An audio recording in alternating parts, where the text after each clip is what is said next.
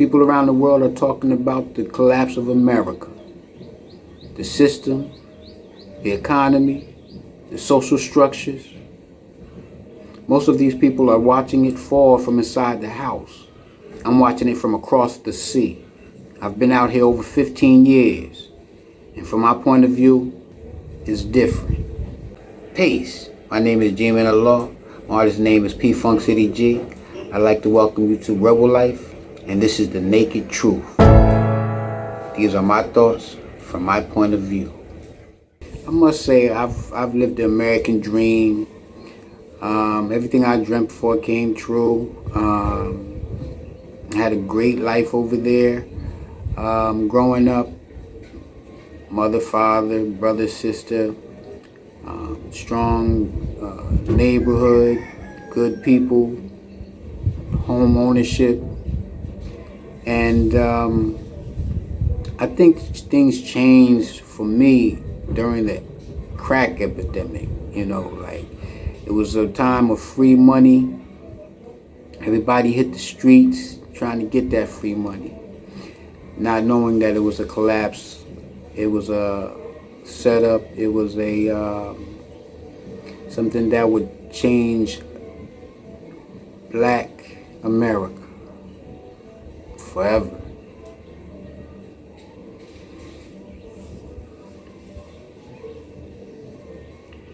I was able to rebound. I was able to come home from prison, changed my life. I went to school, studied music, enjoyed a great career, and am enjoying a career in music to this day. I've always been had a love for music, creating music, producing music, playing instruments. It's just what I've done all my life. As far as I can remember, I had an instrument in front of me. At first it was drums, drum sets from Toys R Us, then the 5-gallon barrels upside down, putting tape over paint cans and putting on shows in my backyard.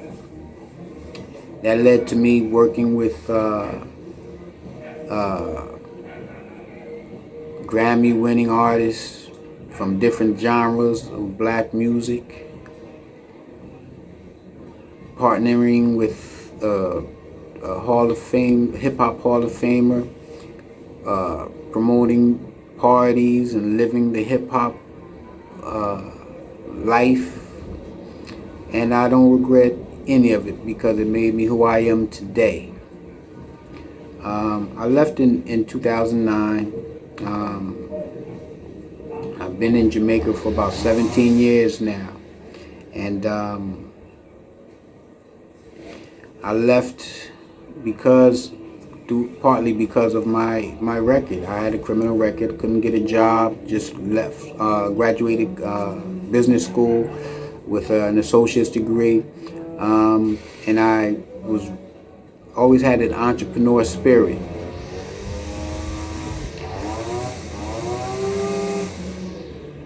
My intention was to, get a job while I got on my feet and worked to build a company. That didn't work out because I couldn't get a job. So my next plan, backup plan, was to move down to Charlotte, North Carolina, where the cost of living was cheaper. I was, living in the New Jersey, New York area, and running a business, a recording studio, a production company.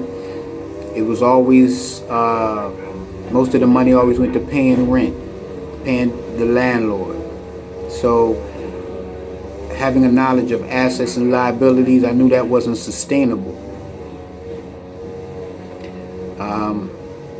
When I was about 17, I came across the teachings of the Honorable Elijah Muhammad.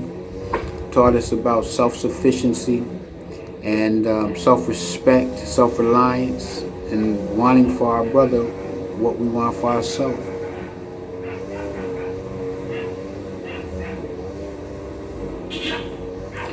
So God,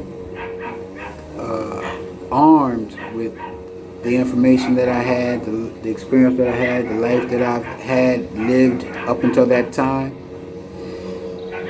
I knew I wasn't leaving a great country. I knew America had a time limit on it for all of that its evils that it has perpetrated against the indigenous people of the world. And so I had no special attachment, and I knew America wasn't the greatest country in the world.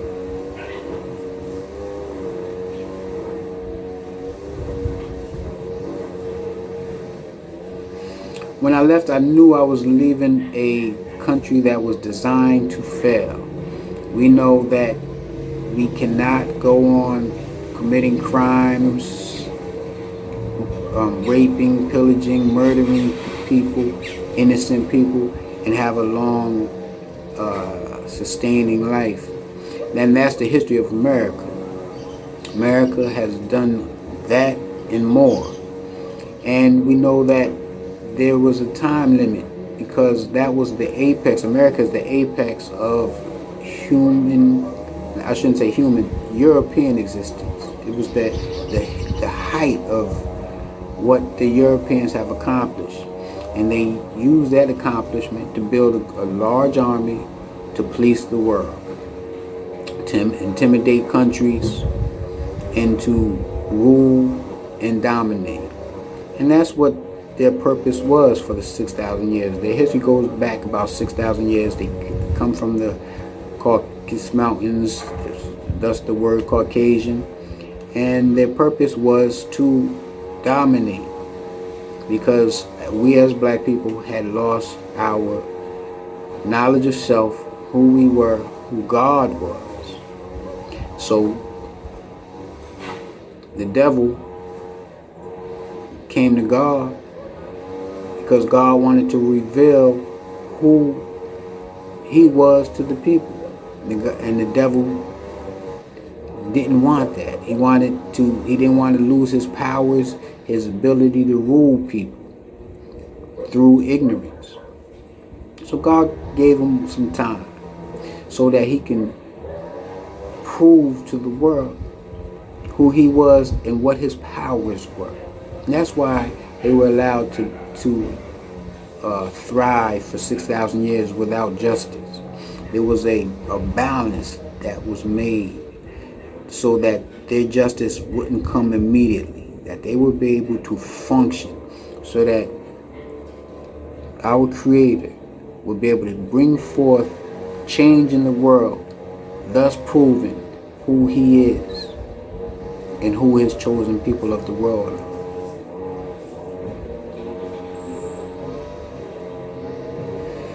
When I was in America, I didn't realize until I left how deeply entrenched in the matrix I was. I always thought that I was, a free thinker, universal thinker. But once I left the system and I was dealing with other people from different cultures, and I had a back in my mind sense that I came from a better, more civilized country.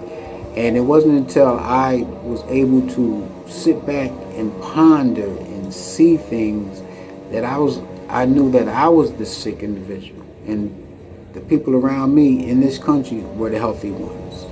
I told the story about an older gentleman who had to been about 90 years old. I was living in cave, and he was, had a board house, and he, was just enjoying life. He would sit on this porch, we could see the Caribbean Sea, the south part of the southern part of the island, the Caribbean Sea, and he would just enjoy life, watch the goats walk up and down, and the birds. And I always looked at him. At first I felt sorry for him, but then one day I just looked at him, and then I compared him to people his age that were in the States, and I realized that he was the lucky one, because most 90 years old are warehoused. They're in an old folks home. They're being taken care of by a system that doesn't care about them. And so I knew then that this was a special place. This was a special life that I wanted to delve into. I wanted to learn more about it, and thus have a better life for myself. I mean, my story is just like, the average American. We are taught to work, and you have to work hard to be successful. And I did that since I was 12. My first job was at 12. I worked till I was about 17, and started uh, experiencing life as a teenager in the hood, and I started hanging out and exploring my surroundings, and I stopped working and I found other ways to make money. A partner of mine who we both loved music, the world famous DJ Cheese, we linked up together and started promoting parties and throwing parties. And in the 80s we probably were making about $2,000 on average a party.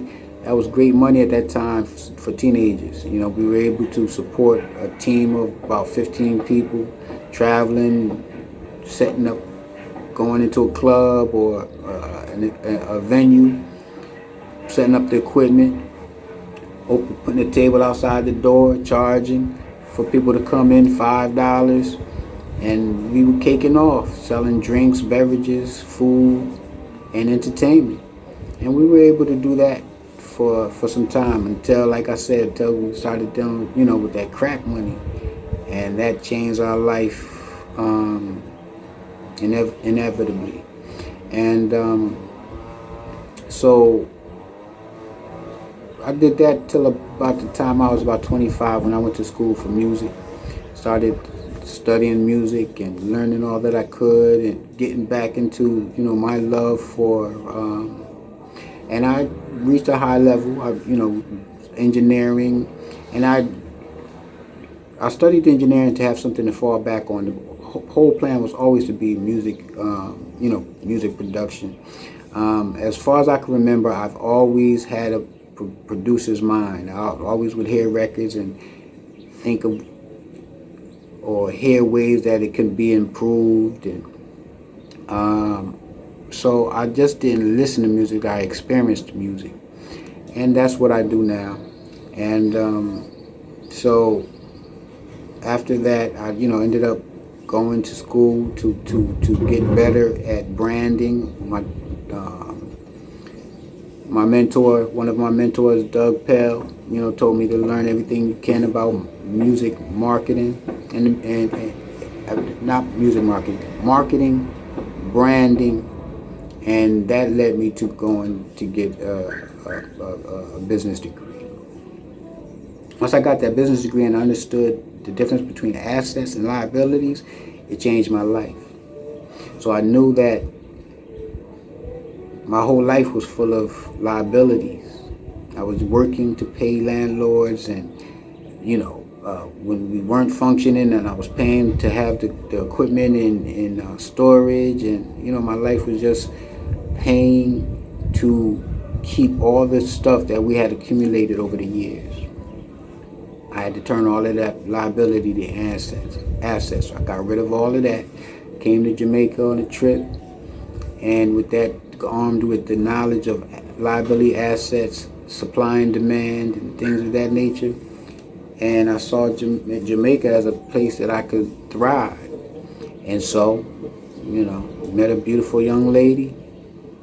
The rest is history. 2 years later, we had a son. My son is with me full time. We're not the young lady and I are not a couple anymore, but we're a team. We're partners in life. She called me this morning, accidentally wishing me a happy Father's Day. She didn't realize. They called back later and said, "Oh, I thought it was the 24th. Well, I'll call you then." I said, "No, well, I thank you so much, because that phone call and what you said meant a lot to me." And I think any black man just wants to be appreciated. I just felt, and so I feel appreciated here more so than I have ever. Um, so I came over here in 2009. I came in a time before there was a passport, brother. But black men, black people were getting their passports traveling. I've had my passport probably since I was about 18, 19, 20. We were doing the cruising thing. And, the way I was brought up, we always traveled. So my mother always, let us, go out and play with the, neighborhood kids or the people, the people of that, indigenous people of that area. So I've, met people in Bermuda and all over where we traveled. Go to the Americana, which was a Playboy club, and we would, meet, crazy white boys and play football in the in the ballroom, and we just had a great time. And I've always been adventurous. I've always done things differently. My mind just thinks differently than most people. So I travel a road less traveled often, and it's paid off for me. And I wouldn't advise what I do for everybody, but it has paid off for me.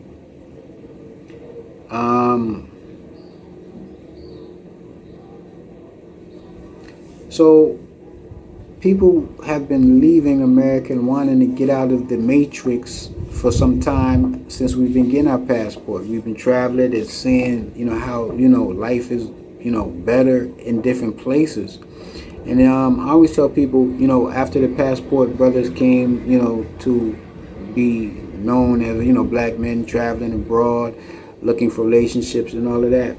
I don't think, in my case, I was looking for a relationship. I was just looking for peace. And a lot of the, black men that are, leaving America, it's not about the pussy. It's about the peace, And in America, social relationships have broken down. Black women don't like black men. Black men don't like black women. We're not attracted to each other. Black men don't like, all the makeup and all of the bad bitch energy and all of that. The women don't like the men because men can't, support a woman full financial needs and the feminism and the attitudes and all of that. So there's a lot of great black men I know over there in America that will be great fathers, great leaders of a home, but they're 40, 50 years old trying to make the American dream work and to pay off, and you get everything that you want later. That was my story. I didn't come to Jamaica until I was about 39. I didn't have any children, and I never met any, woman, honestly, that I wanted to, start a family with, to be honest, in hindsight.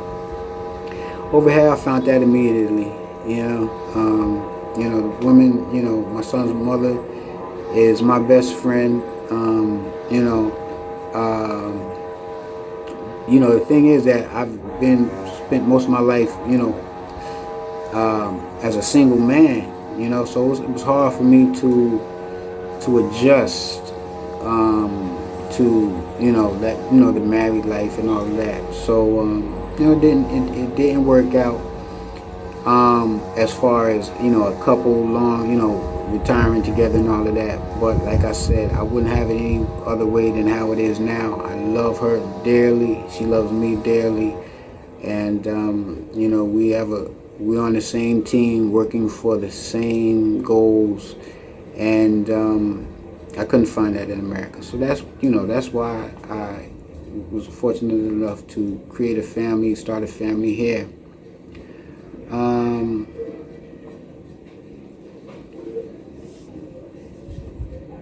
The thing that I think, the core message of this video is that, America is not prepared to, nor does it intend to give peace. You know, a lot of the aristocrat and the leaders of the, you know, American system, they thrive on chaos. They thrive on a chaotic place, and then functioning within that chaotic place. They create problems and then sell a solution. They tell women that they're ugly and that you can be more than what you are. Men are holding you back. So they sell them feminism so that they can get more money by having women go out to work. So now there's double taxing. Kids are left to the system to be raised. So the kids are not growing to be leaders, thinkers, critical thinkers. They're being raised to be workers. And then in the black community, in the, you know, in the hood, these kids are being given a straight pipeline from elementary school to high school, where they get into gang activities and for various reasons. And so what happens is, by the time they're, you know, 18, 19, 20, they're going straight to the prison system. You know, I know even when I was coming in the 80s, and it's worse now, but as I, you know, I became a man in the 80s, and, you know, we were, you know, my whole team, like our whole crew, me, Cheese, and our team, you know, we were great guys. We were nice guys, you know. And like once, one of my biggest regrets was like having to, you know, leading the team into the street money. And we all, you know, my whole town have criminal, you know, most of the cats of the 80s have criminal records, you know, did time. And so a lot of the brothers that I work with, most of us are entrepreneurs or working for ourselves. You know, a lot of them have trucking companies. Some of them have, you know, plumbing and, you know, contract and trade companies and things of that nature to thrive and survive. So that's one thing, you know, because, and it was out of necessity because we couldn't get jobs. So we had to figure out a way to create opportunities for ourselves. And that led us through the entrepreneur world. So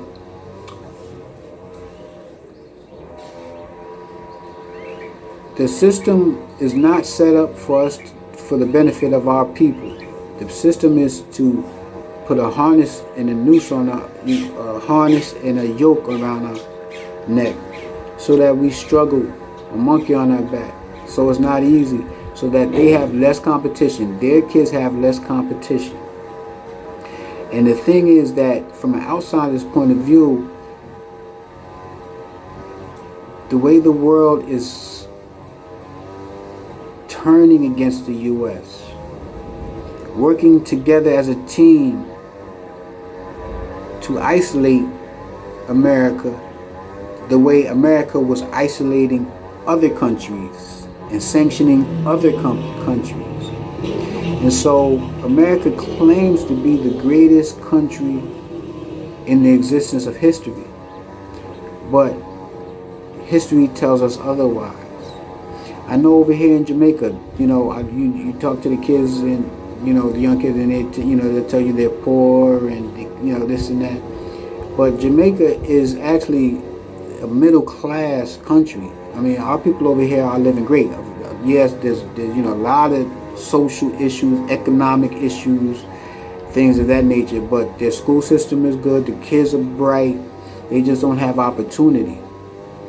And they don't have, I want to say, not mentors, but people to have, you know, positive, fly niggas to pattern, like, I want to be like them.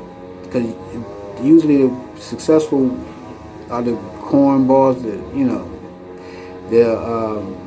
I watched a video yesterday. They were talking about how, the educated people work for the average person who doesn't have great education, but they put themselves in a great position to make it and be successful. And educated people are looking for a job. They're looking for someone to put them in place. So that's where that street mentality, the street smart come from. Street smart people put themselves in a place to get by, to survive. So America, being the best place, supposedly the richest, most powerful country in the world, has per capita more homeless people than here in Jamaica.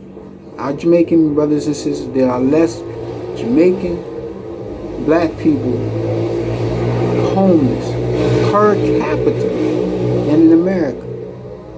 But we've been sold a bag of lies, a bag of untruths, that America is the greatest country in the existence of mankind.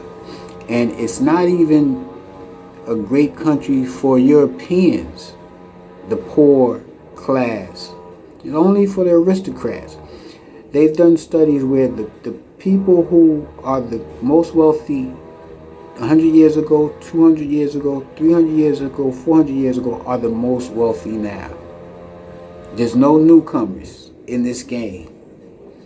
Even when you deal with the Trumps, the Musks, and the ilk. I know in America, it was like when I was coming out of school, I couldn't get a job and anything. It was very fearful. It was scary. I was about to, about to thinking about going on welfare and going into a shelter because I couldn't get a job, and it was just a hard time. It was an uncertain time, and I haven't had that difficulty or those fears since I left America. I know that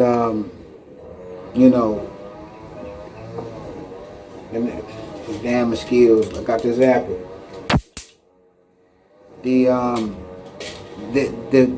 That fear turns into concern. I'm no longer fearful. I'm just concerned. Just be on point, especially for the family in America. It's like I know people who were living high off the hog and they're struggling now, and it's sad to see. I got people on my old block who are homeless and lost their homes and everything. And it's just very sad to see. Very sad, And so, my brothers and sisters, I just want you to realize that, there's other places that you can live on this planet Earth and thrive. And we owe no loyalty to the country of America or the soil. We've always been, in most communities prior to the American civilization, came and went as the seasons changed. We weren't living a colonized life, sitting in one place all year round. We went south in the winter and north in the summer.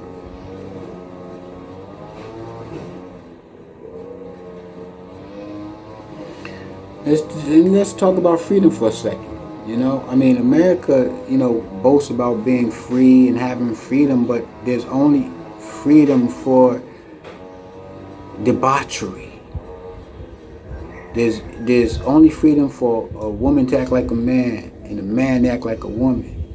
There's freedom for people to have no self-control, sleeping around, having casual sex, killing their babies, unborn babies, robbing, stealing, pillaging.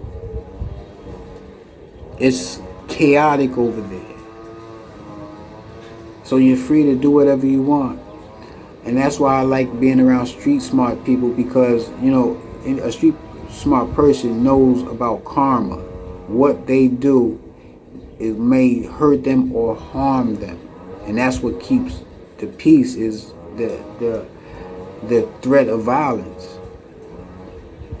But in America, it's the the the the the, the weirdos, the sexual deviants are the ones that have the freedom, not the righteous people. Not, and death certainly not the heterosexual black man.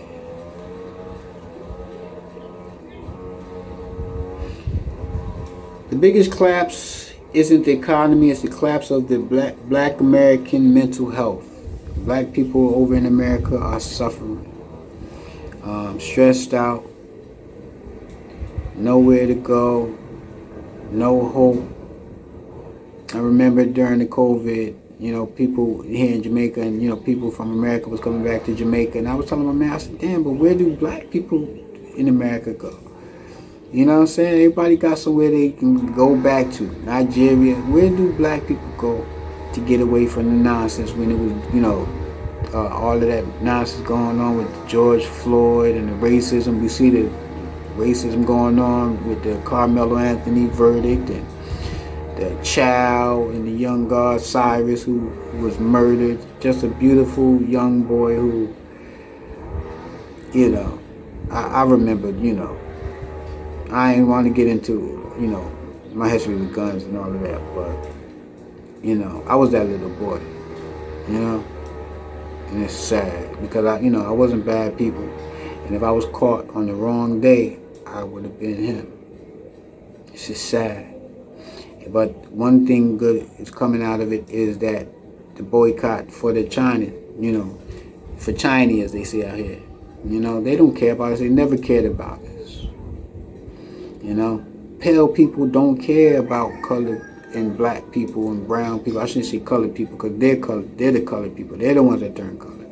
But they never cared about the black, brown, yellow, and red people on the planet Earth. One thing that this has proven is that we have to create systems for ourselves. We can't rely on the Chinese or the Europeans to provide avenues for us to have access to health care, beauty supplies, food lines. We have to create systems, whether inside America or outside America, that will satisfy and provide for our needs through trade, through commerce, through social programs that benefit our people from the old to the young.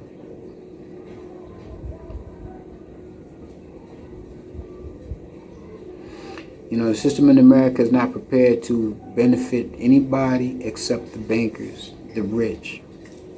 Actually, the middle class and the lower class are expendable now because of AI. America is a service-oriented country, so they don't need workers. So they only needed us for their army. America has one of the top 3 largest armies in the world. So they've been able to, through people coming from all countries, to come together and stomp on the necks of smaller countries, like they're doing in Iran, like they did in Venezuela earlier this year. And so it's time for us to create systems of ourselves for black economics so that we don't have to go to the Asians and get their approval to open up beauty supply companies. And more important is that we have to find the beauty in ourselves. We don't need to look like white women with all of the makeup and the fake, all of that nonsense. And that is what is killing our communities, because men do not want to reproduce with those type humans. You don't even know who they are. They get that attitude, and just like on the male side, there's men who feel that they will have more power living a same-sex type life. We see no benefit on that, but America thrives on that because they don't want us reproducing, and we're not reproducing when there's feminism. We're not reproducing when men are not attracted to the women that are out there. Women are not attracted to the men that are out there. We find each other unattractive. Men are logical. So if women are putting makeup on and long hair and that white Caucasian look, what your sons are going to grow up to think beauty is. These young boys, that's why these young boys, want the light skin, straight hair, because these women are lightening their skin, putting on makeup. I'm going to leave it there. I've talked enough. I'm going to play a video at the end of this video that encapsulates all that I spoke about today. But remember to want for your brother and sister what you want for yourself. All right? Love, peace, and happiness. I'm telling you that America, your whole system, or I should say that whole system, not your system. It's never been yours, and it's never been for you. That whole system is being undone. That country is being downgraded. And just as the United States of America is withdrawing from the global stage and it's becoming a regional power instead of a global hegemon, in that same way, there is a withdrawing or a receding taking place domestically as well. You understand? The government is receding. It's withdrawing from governance. You see, when I use the word contracting, when I said it's a contracting empire, I use that word very deliberately.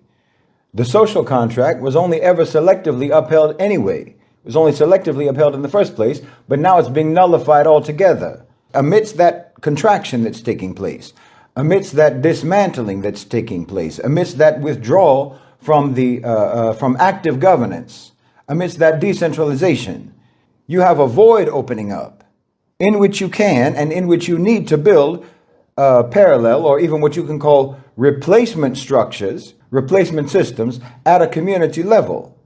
I'm telling you that you have the opportunity to do that, but I'm also telling you that if you do not do that, if you do not build parallel power structures and systems, you're going to be extremely vulnerable. So not only can you do it, you really have to do it. You must do it, because there's not going to be anything else. If you don't build something, there's not going to be anything else. You understand me? This is how you're going to make it through the collapse. Look, vote if you want to vote. It doesn't matter. I'm not telling you not to vote. Go ahead if you want to. Go ahead and vote if you want to. But just like how your grandmother did not, in fact, march in order to get the vote, she marched for equal rights. She marched for dignity, right? She marched for representation and the right to have some kind of a say and to secure a better life for herself and for her family. And the vote was supposed to be the mechanism by which she could secure all of that. That's why she wanted the vote, okay? It has turned out after 60 years that the vote is not the mechanism for securing those outcomes. So sure, you can still do it. You can still do it, but you should understand. You should understand that it has nothing whatsoever to do with securing those types of outcomes. You understand me? You need to pursue those types of outcomes through other methods, if they actually matter to you, if you're serious about that. So like I say, you can still vote. That's fine, but don't misunderstand what you're doing. Don't let yourself fall for the notion that by going to the voting booth, you're doing anything proactive or anything useful that's actually going to help you or help your family, because it isn't. And don't fall for the idea, and don't kid yourself into thinking that you're going to be hurting yourself or hurting your family if you don't do it. And listen, just like I talked about at the beginning, when I was talking about those studies in the beginning, the truth of the matter is that this applies to everyone in that country, not just to African Americans. But as I said earlier, the data shows that it's even less useful for African Americans than it is for anyone else. You do not live in a democracy. Understand that. You live in an oligarchy cosplaying as a democracy. It's like that wolf in sheep's clothing, the predator wearing camouflage that looks like his prey. Understand, you have a power structure that actually hates democracy. You have a power structure that opposes democracy, that undermines democracy and overthrows democracies all around the world. America is the enemy of democratic systems, and it always has been. That's a historical record. That's a fact. And calling itself a democracy is nothing but cover. Calling itself a democracy is nothing but camouflage. America calling itself a democracy is a wolf claiming to be a sheep. You understand me? I'm telling you, most Americans, and by most Americans, I mean mostly so-called white Americans, they get upset. They get upset when they see my talks.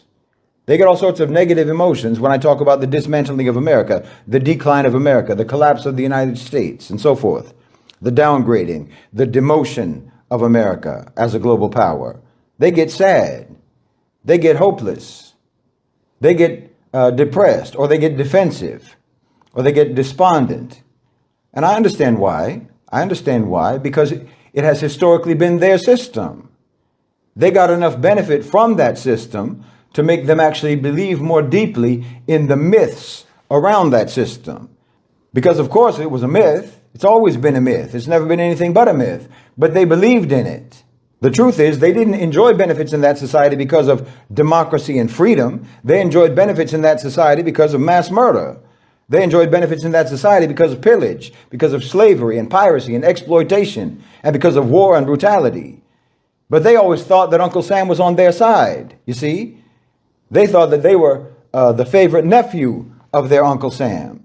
So when they see Uncle Sam, or when they hear me talk about Uncle Sam being amputated piece by piece, it grieves them. I understand why their feelings get hurt. But I mean, listen, I don't intend to talk about so-called white Americans. That needs a whole different talk, frankly. There is no more indoctrinated people. There's no more brainwashed and no more psychologically and culturally misprogrammed people on the face of this earth than so-called white Americans. I've talked about that before. Like I say, the marauder mentality, the lack of development and so on, the lack of civilization and what have you. The overwhelming majority of them, the truth of the matter is, the overwhelming majority of them throughout history have only ever been serfs, and they're still serfs until today. And the truth of the matter is that they don't actually have a stake in that system either. They don't have a stake in the system either. The system doesn't care about them either. That's the fact. But to one extent or another, they have benefited from it, and more importantly, they identify with it, right? When the United States sends someone to the moon, they'll say, "We landed on the moon." When the U.S. attacks another country, they'll say, "We are at war. We are at war." When they talk about the American economy, they say, "Our economy," and so on. It's like a fan of a sports team or something. The fan of a sports team who imagines that he has some kind of a share in it anytime that team wins a game. You see, they identify with the American project as their project. So when that project degrades, they identify that degradation with themselves. It's personal. They take it personally. There's a sense of loss. There's a sense of disappointment. There's a sense of panic. And again, I understand that. I can understand that. I see where they're coming from. But no one in the world feels that way. No one else in the world feels that way. No one in the global south feels that way. None of America's global victims feels that way about the downgrading of America. And for obvious reasons. And I'm telling you, there is no reason for you to feel that way. If you're African American, or if you belong to any other demographic group that is classified or categorized in America as a minority. A minority here, obviously, it means you're a part of the global South diaspora in the United States. That's what you are. It means you're part of the global majority living in the U.S. and called a minority because of that, because you live there. No, there's no reason whatsoever why you should feel any kind of anxiety, why you should feel any kind of disappointment, any kind of sadness, or any kind of negative emotions whatsoever about the decline and the dismantling of America. It means the same thing for you over there as it means for us in the global south. It actually means the same thing. It's an opportunity. That's the way we see it. That's the way you should see it. You should feel the same way as everyone else in the world feels about it. The way that America's victims feel about it, because your relationship with that power structure has always been the same as our relationship with that power structure. So when you see it imploding, you should recognize it as an opportunity the same way that everyone in the global south sees it as an opportunity. I mean, there's two sides to this, really. There's the moral understanding about what's happening and what it means. And then there's the practical implications of what it means. And again, whether we're talking about the moral implications or the practical implications, this is something that every so-called minority community in America should welcome. You should welcome it. In fact, this is something that every person of conscience should welcome this. Anyone who genuinely believes in the principles and who genuinely believes in the values that America has always disingenuously claimed to believe in and to represent, you should also be relieved, because nothing has been a more vicious and a more aggressive opponent to those principles and to those values than America itself. The system, the institutions, the power structure, the state. So anyone with any sense will recognize that number one, the contraction of the state, the contraction of the power structure, the implosion of the power structure, the dismantling of the power structure. That means space will open up for the development of community sovereignty and parallel systems. Not to mention, like I say, it opens up or it causes the necessity of developing those things. And number two, you should recognize, if you're a person of conscience, you should recognize that this is something that was always inevitable. So you see what I mean? I'm not telling you to give up on your values. I'm not telling you to give up on your desire to see those values, those so-called American values, implemented. I'm telling you that the weaker America becomes, the more it is dismantled, the more chance you have of being able to actually manifest those values in your communities.